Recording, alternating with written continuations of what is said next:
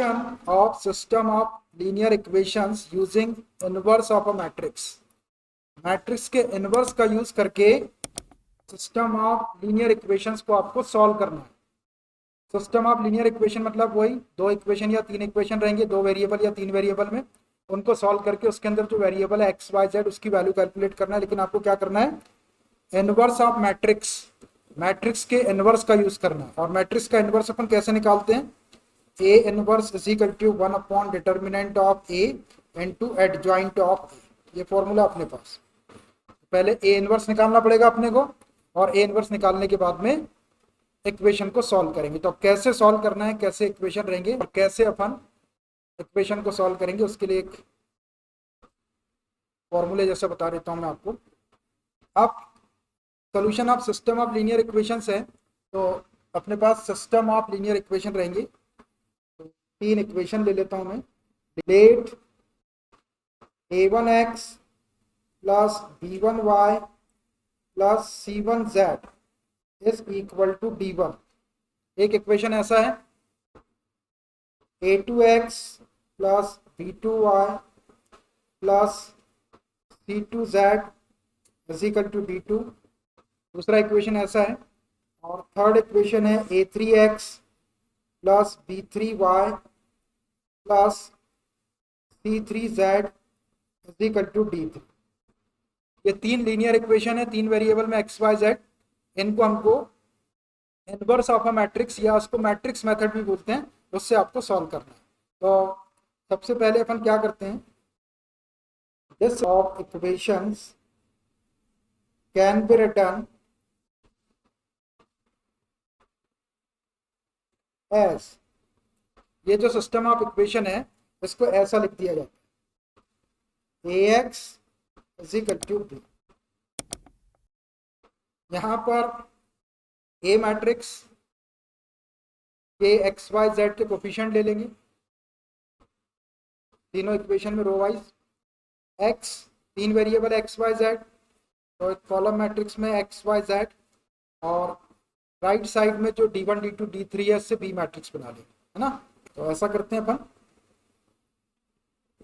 ए matrix को लिख लेते हैं a1 b1 c1, a2 b2 c2, a3 b3 c3.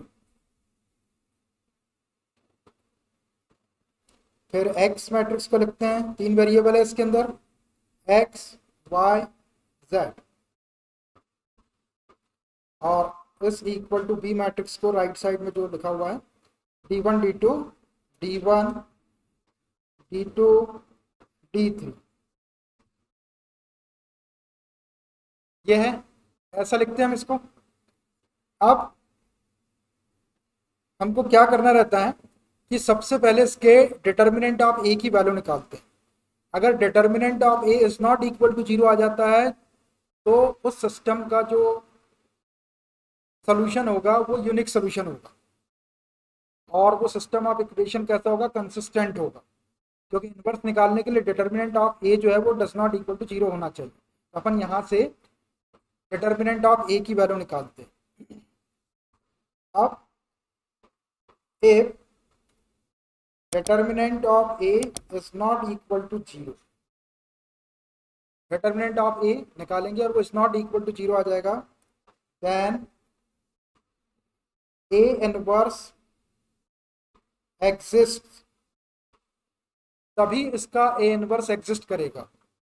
इसका ये जो आपका यहाँ पर a मैट्रिक्स दिख रहा है इसका इनवर्स निकालना पड़ेगा अपने को, लेकिन वो कब निकलेगा, जब डिटर्मिनेंट ऑफ ए आपका इज नॉट इक्वल टू 0 आएगा, तब ए इनवर्स अपन कैलकुलेट कर सकते हैं, वो एग्जिस्ट करेगा. तो सबसे पहले आपको डिटर्मिनेंट को ही क्लियर कर लेना. Determinant is not equal to 0 आएगा तभी ए इनवर्स पॉसिबल होगा, और अगर डिटर्मिनेंट ऑफ ए 0 के इक्वल आ गया तो फिर वो ए इनवर्स उसका एग्जिस्ट ही नहीं करेगा, फिर अपने को सॉल्व करने की जरूरत ही नहीं है उसको. अब जब अपना determinant of A is not equal to 0 या ए जो है वो नॉन सिंगुलर मैट्रिक्स आ जाए, तो उसके बाद अपने को क्या करना है, ना ax is equal to B है अपने पास में, ये निकला हुआ है A X is equal to B, A X is equal to B. अब अपने को यहाँ से ए इनवर्स निकालना है, तो ए इनवर्स निकालने के लिए भी इसमें ए इनवर्स दिख नहीं रहा अपने को, तो इसका ए इनवर्स का प्री मल्टीप्लाइंग कर लेता हूं मैं दोनों साइड।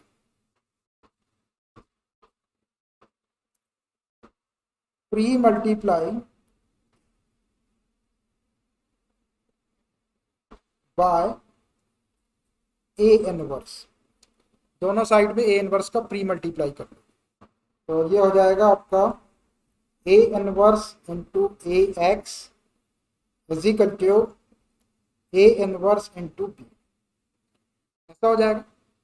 अब इसको देखिए, ये A inverse into A B is equal to B A is equal to I रहता है, तो A inverse is equal to B बोलते हैं अपन, बी के प्लेस पे ए इनवर्स रख देंगे, तो ये आई के इक्वल हो जाएगा आपका, ए इनवर्स इंटू ए क्या हो जाएगा, आई के इक्वल।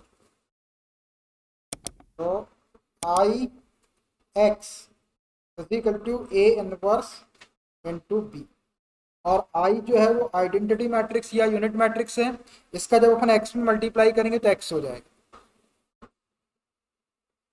तो capital X is equal to A inverse B. ये आपका एक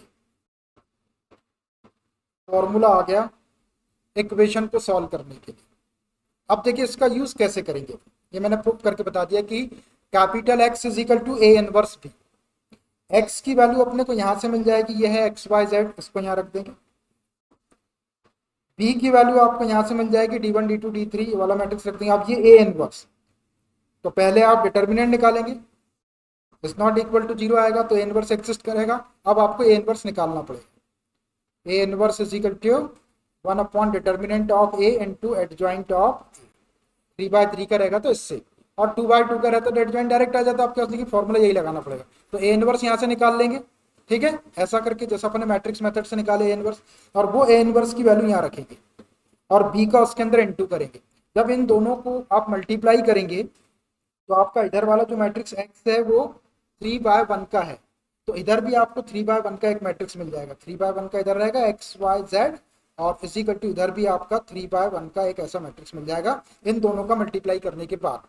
अब ये इक्वलिटी ऑफ मैट्रिसेस इसको जब कंपेयर करेंगे तो x is equal to 1, y is equal to 2 और z is equal to 3, that will be the solution of this system of equation. इस सिस्टम ऑफ इक्वेशन का सॉल्यूशन यहां से निकल जाएगा x y z की वैल्यू। ये हो जाएगी आपकी मैट्रिक्स मेथड के थ्रू या इनवर्स ऑफ मैट्रिक्स के through system of linear equation का सॉल्यूशन। ये बहुत इंपॉर्टेंट लास्ट आखिरी टॉपिक है इस चैप्टर का, और अक्सर इसके ऊपर क्वेश्चन आता है एग्जामिनेशन में, और बड़े मार्क्स का आता है।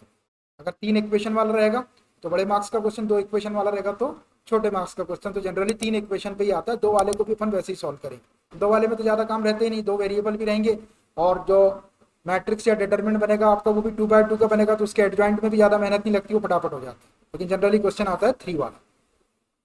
सिस्टम ऑफ इक्वेशन 3 इक्वेशन रहेंगे, एक्स वाई जेड की वैल्यू कैलकुलेट करना रहेगा।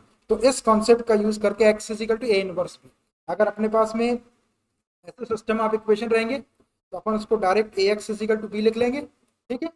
ए एक्स इजिकल टू बी लिखने के बाद में उसका डिटर्मिनेंट ऑफ ए निकाल लो, इज नॉट इक्वल टू 0 आकर डायरेक्ट ये वाला फॉर्मूला निकालो। ये मैंने प्रूव कर दिया, X is equal to A inverse into B, मतलब इसमें ए इनवर्स का यूज हो जाएगा एक्स की वैल्यू निकालने के। ठीक है, अब मैं एक क्वेश्चन बताता हूँ तो ये एकदम क्लियर हो जाएगा। Exercise 4.6, solve system of linear equation using matrix method in exercises 7 to 14।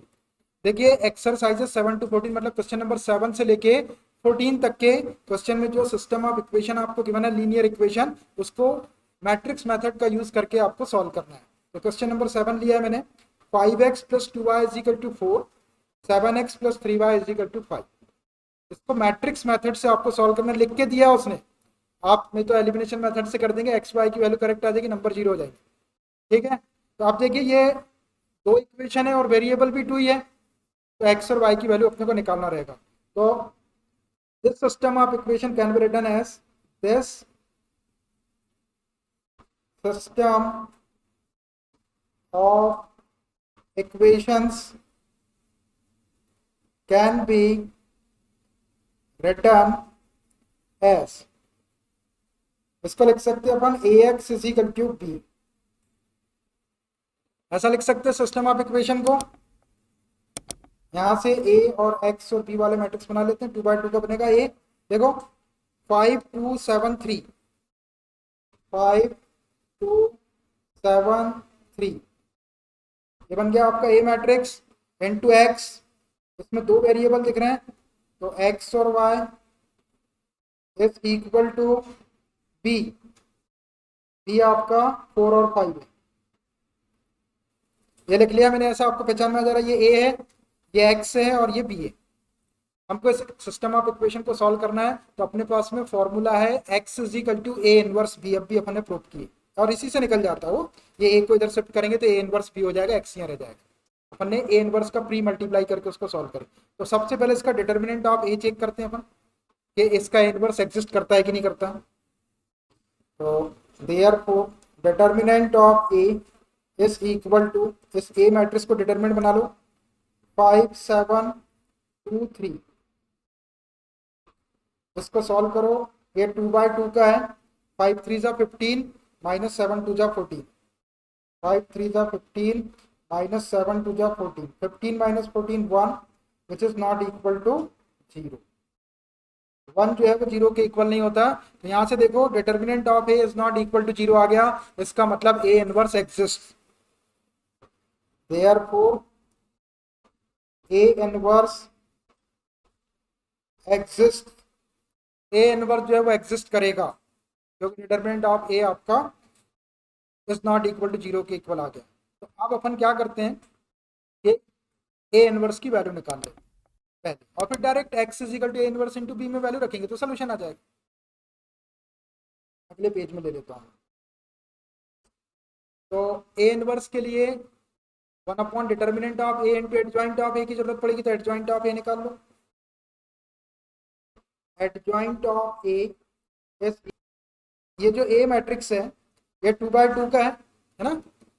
इसका एडजॉइंट, ये 5 3 एलिमेंट को आपस में इंटरचेंज कर लो, 3 को 5 के प्लेस पे कर दो, 5 को 3 के प्लेस पर, इन दोनों का साइन चेंज कर दो। तो क्या हो जाएगा 3 5 और -2 -7, यहाँ आ जाएगा 3, यहाँ आ जाएगा 5, ये -2 और ये -7। देख लो 3 और 5 को आपस में इंटरचेंज कर दिया, -2 -7, ये एडजॉइंट ऑफ ए आ गया। आ गया। अब इससे अपन ए इनवर्स निकाल लेते हैं। Hence A inverse is equal to 1 upon determinant of A into adjoint of A। रखो इसके अंदर value 1 upon determinant of A की वैल्यू कितनी है 1, 1 हो जाएगा टोटल, और एडजॉइंट ऑफ ए अपने पास में है 3 -7 -2 5। अब 1 से मल्टीप्लाई करके कुछ नहीं होगा, सीधा यही वाला मैट्रिक्स है। 3 -7 -2 5, ये आ गया भैया ए इनवर्स। अब now x is equal to A inverse, याद हो गया फॉर्मूला आपको ये, x is equal to A inverse भी अपन ने प्रूव कर लिया उसको, ये x is equal to b से ही निकला। अब इसमें अपने पास में सारी वैल्यूज है, सारी वैल्यूज को रखते हैं। x की वैल्यू रख दो, पीछे बना हुआ है आपका matrix x com x y, A inverse आपने अभी निकाले 3 -7 -2 5, ये रख दिया आपने A inverse into B, B आपके पास में निकला होगा ये 4 5। अब इसको कुछ नहीं करना है, इसको अपन फाइनली कंपेयर करेंगे, इन दोनों का मल्टीप्लाई करना है। तो इसका ऑर्डर चेक कर लो, ये है 2/2 का और ये है 2/1 का। मल्टीप्लाई के लिए जरूरी है कि इसके नंबर ऑफ कॉलम इसकी नंबर ऑफ रो के इक्वल होना चाहिए, तो है 2 2। अब अपने को जो नया मैट्रिक्स मिलेगा 2 रोज और 1 कॉलम वाला मिलेगा, तो बना लो 2 रोज और 1 कॉलम के लिए, इतने में आ जाएगी 2 रोज। मल्टीप्लाई फर्स्ट रो से फर्स्ट कॉलम के करस्पॉन्डिंग एलिमेंट में करते हैं और पीछे प्लस के साइन है, 3 4 जा 12 -2 5 जा 10। सेकेंड रो से भी कर लो फर्स्ट कॉलम में, और लिखेंगे फर्स्ट कॉलम -7 × 4, -7 4 जा 28 और +5 कहीं हुआ है, 3 4 जा 12 -2 × 5 -10, 7 4 जा 28, 5 5 जा 25। इसको थोड़ा सा सॉल्व कर लो, 10 -12 -10 करेंगे 2, 28 -25 -3 हो जाए, ये किसके इक्वल आया है आपका, एक्स वाई। सेम है, ये भी 2/1 का और ये भी 2/1 का। बाय इक्वलिटी ऑफ मैट्रिसेस को कंपेयर करते थे, X is equal to 2, Y is equal to equality of matrices, equality of matrices से X is equal to 2 and Y is equal to -3। बस यही आपके आंसर्स हो गए। अब देखो ये इक्वेशन है, तो अपने आंसर ठीक आए कि नहीं आए तो आप ओरली इसको इक्वेशन में सब्सटीट्यूट करके चेक कर लो, दोनों साइड इक्वल आ जाएंगे, मतलब correct answer. X is equal to 2, Y is equal to -3 रख के देख लो। रखे अपन एक्स इज इक्वल टू 2 तो 5 2 जा 10 और वाई इज इक्वल टू -3 है, 3 2 जा 6, 10 - 6 करेंगे तो 4, इसमें रखेंगे तो इसको भी सेटिस्फाई करेंगे, तो इससे अपने को पता चल जाता अपना आंसर ठीक है। -y - 2 3x + 4y = 3 2/2 वाले है ना, दो वेरिएबल है तो कर लेंगे इसको ऐसा। कैसे, सेम ऐसे हो जाएगा जैसे ये की एक 9 नंबर का और है, 2 वेरिएबल वाले हो जाएंगे दोनों क्वेश्चन। ये दो क्वेश्चन आप कर देंगे तो आपको ये मेरे से भी अच्छा आ जाएगा, पढ़ाते नहीं करते। ठीक, 3 क्वेश्चन की प्रैक्टिस में पूरे मास्टर हो जाएंगे आप। इसको करना है, लेकिन इसको ऐसा नहीं कि आसान है तो छोड़ दिया। आप जितना घर में इसको करते जाएंगे उतना आपका हाथ साफ होता जाएगा और आपसे मिस्टेक्स अवॉइड होगी और उसकी जो पूरी मेथड रहती है वो यहाँ जाके फिट हो जाती है। फिर एग्जाम के टाइम में बस आपने खाली एक बार देख भर ली उसको, ऐसा देख लिया आपने तो फिर से रिफ्रेश हो जाता है। लेकिन अभी आपको उसके ऊपर प्रैक्टिस करना है। अभी बिल्कुल ऐसा नहीं करना है कि यार 2 क्वेश्चन तो बाद में मैंने होमवर्क लिख के छोड़ दिया, यहाँ पे तो आपने भी होमवर्क लिखे वैसा का वैसे छोड़ दिया। आपको करना है, इसको करना कैसा भी टाइम निकालो आप। 2 वेरिएबल वाले हैं, 5x + 2y = 3 और 3x + 2y = 5, लेकिन करना मैट्रिक्स मेथड का यूज करके, नहीं तो आपने बोले कि कोफिशिएंट सेम दिख रहा है 2y माइनस कर दिया, इक्वेशन खट खट काट के आपने आंसर चेक कर लिया, आंसर आ गया आपके करेक्ट। मैट्रिक्स मेथड का यूज करना है इसको सॉल्व करने के। ये तीनों क्वेश्चन आप कर लेंगे, वाई ट्राई योरसेल्फ। तीन हो गए। देखिए क्वेश्चन नंबर 11 सॉल्व करना है सिस्टम ऑफ इक्वेशन को by using matrix inverse of matrix या मैट्रिक्स मेथड बोल सकते हैं। 2x + y + z = 1, x - 2y - z = 3/2, 3y - 5z = 9। तो देखिए ये जो इक्वेशन है इसको आप ऐसा लिख सकते हैं, 0 × x + 3y - 5z = 9। इसमें x कम था तो मैंने 0 × x लिख दिया। ठीक है, तो ध्यान रखेंगे आप इसको, किसी में कम रहता है तो आप उसको अरेंज करके बराबर लिख लें। अब this system of equation can be written as this system of equations can be written as, ये जो सिस्टम ऑफ इक्वेशन है इसको हम ऐसा लिख सकते हैं, ax = b, मैट्रिक्स बना दो ए वाला, 3/3 का बनेगा क्या, 2 1 2 1 1 1 - 2 - 1 0 3 - 5 2 1 1 1 -2 -1 x 0 है आपका, फिर y लिखेंगे 3, y का कोफिशिएंट, फिर -5। एक्स वाई जेड के कोफिशिएंट लिखना है लेकिन सीक्वेंस में लिखना है, पहले x का फिर y का फिर z का। जो टर्म एब्सेंट हो उसको 0 × लगा के लिख सकते हैं। ये a हो गया, × x, इसमें वेरिएबल देखो 3 दिख रहा है, x y z, x y z = b वाला मैट्रिक्स राइट साइड में जो दिख रहा है आपको 1 3/2 और 9, 1 3/2 और ये 9। अब मैंने इसको अलग से नहीं लिखा है कि ये a है ये x है, और ये भी दिख रहा है अपने को, ये a के प्लेस पे है तो ये a है, ये x के प्लेस पे तो x है, ये b के प्लेस पे तो अलग अलग भी लिख सकते, कोई लोग अलग भी लिखते हैं उसको, अपन नहीं लिख रहा, अपन यहीं पे अपन लिखते, अपन यहीं से उठा लेते a b a x और b को। ठीक है, क्वेश्चन ने लिख भी दिया अलग अलग a b और x, तो कोई फर्क नहीं पड़ता उससे। अब अपने को इक्वेशन को सॉल्व करना है, तो इक्वेशन को सॉल्व करने के लिए सबसे पहले अपने को ये पता लगाना पड़ता है कि इसका इन्वर्स एग्जिस्ट करेगा कि नहीं करेगा, क्योंकि इक्वेशन को सॉल्व करने का फॉर्मूला x = a 1 × b है, तो अपने को a इनवर्स चाहिए। अब a इनवर्स के लिए अपना determinant should not be equal to 0 होना चाहिए, तो पहले डिटर्मिनेंट ऑफ a निकालो। Therefore determinant of a is equal, इस मैट्रिक्स का डिटर्मिनेंट बना लो 2 1 0 1 माइनस 2 3 1 माइनस 1 माइनस 5।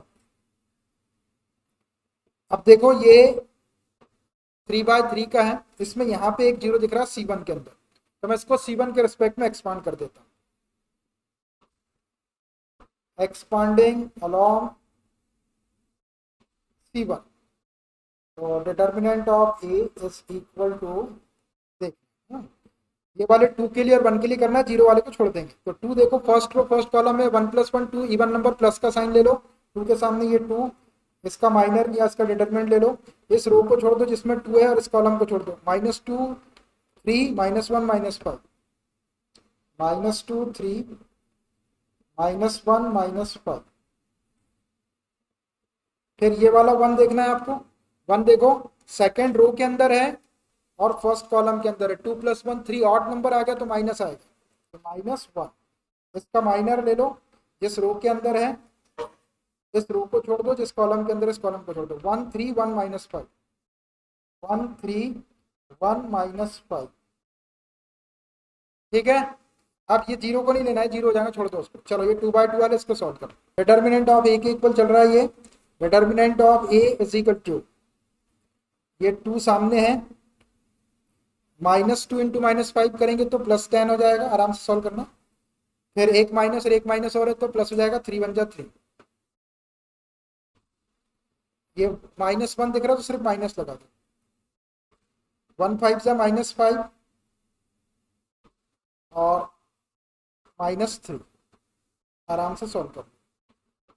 10 + 2 13 इंटू 2 करेंगे तो 26, ये -8 हो जाएगा और सामने माइनस है तो माइनस माइनस +8, क्या हो जाएगा भाई, 26 + 8 34 होता है ना, 34 is not equal to, 34 is not equal to 0, 34 कभी भी 0 के इक्वल नहीं होता है, क्या होता है, नहीं होता ना। इसका मतलब यह है कि determinant of A is not equal to 0 means A inverse exist, therefore A inverse exist, A inverse जिसका एग्जिस्ट करेगा। अब अपने को इसका ए इनवर्स कैलकुलेट करना है, तो ए इनवर्स का formula 1 determinant of A into adjoint of A है, तो पहले एडजॉइंट ऑफ ए निकालना पड़ेगा।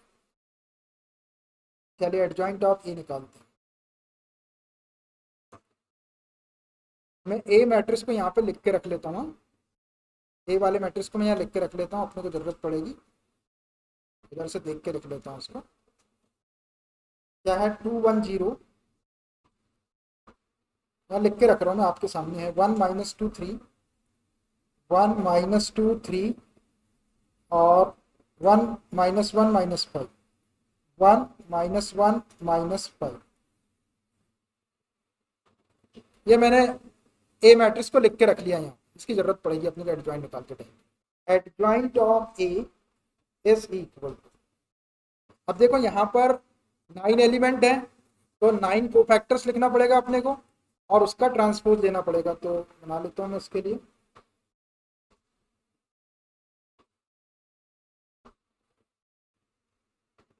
एक,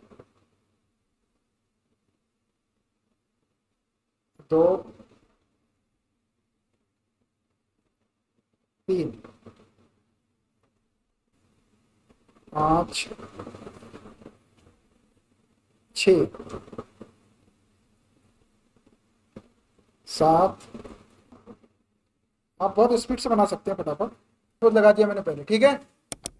चलिए एलिमेंट कैसे भरना है आपको, पहले साइन लगा देते हैं इसके, फर्स्ट रो फर्स्ट कॉलम का है, 1 + 1 2, तो ये प्लस हो गया, ये माइनस, फिर ये प्लस, ये माइनस, ये प्लस, ये माइनस, ये प्लस, ये माइनस और ये प्लस। देखो 4 बार माइनस आएंगे, 1 2 3 4, 4 माइनस आते हैं, एक पहला plus minus plus minus plus minus से चलने दो। आप चाहे तो चेक भी करके देख सकते कहीं पे किस रो और किस कॉलम के अंदर आ रहा है, उसको प्लस करके देखो, इवन नंबर तो प्लस साइन, ऑड नंबर तो माइनस साइन। और अपन ने बहुत सारे क्वेश्चन कर लिए, तो 4 बार माइनस आता 3/3 वाले में और 5 आपके प्लस रहते हैं, ठीक। अब आपको कुछ नहीं करना है, एलिमेंट के डायरेक्ट माइनर लिखना है, तो सबसे पहले ये वाला 2 है ना, तो इस रो को छोड़ दो, इस कॉलम को छोड़ दो, बच्चे वाले को डिटरमिनेंट -2 3 -1 -5, -2 3 -1 -5। उसके बाद ये वाला 1, इस रो को छोड़ो, इस कॉलम 1 0 -1 -5, 1 0 -1 -5। उसके बाद ये वाला 1, इस रो को छोड़ो, इस कॉलम को 1 0 -2 3, 1 0 -2 3। उसके बाद ये वाला 1, इस रो को छोड़ो, इस कॉलम को 1 3 1 -5, 1 3 1 -5। उसके बाद ये वाला -2, इस रो को छोड़ो, इस कॉलम को 2 0 1 -5, 2 0 1 -5। उसके बाद ये वाला -1, इस रो को छोड़ो, इस कॉलम को 2 0 1 3, 2 0 1 3। उसके बाद लास्ट वाली रो में आ जाओ, ये 0, इस रो को छोड़ो, इस कॉलम को 1 -2 1 -1, 1 -2 1 -1। उसके बाद ये वाला 3, इस रो को छोड़ो, इस कॉलम को 2 1 1 -1, 2 1 1 -1, 2 1 1 -1। और फिर ये वाला 5, इस रो को छोड़ो, इस कॉलम को 2 1 1 -2, 2 1 1 -2। और ये डैश लगा दिया मैंने इसको। चलो इसको सॉल्व कर लो। 2/2 का है ये, 2/2 का है ये डिटर्मिनेंट। चलो डायरेक्ट सॉल्व करेंगे। ये -2 इंटू -5 10 हो गया, 10, और ये -3 और ये +3 हो जाएगा, 10 + 3 13, है ना। उसके बाद ये -5 हो गया, ये 0 हो गया, और सामने माइनस है तो +5 होगा। ये 3